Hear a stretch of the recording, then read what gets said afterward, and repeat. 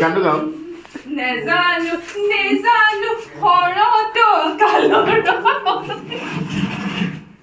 তাৰপিছত আৰু কৃষ্ণ ৰাস লাগিছে আমাৰ শেষ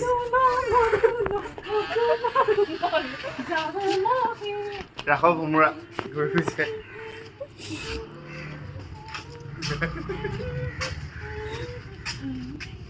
যা তুমি কংস হৈ যোৱা এতিয়া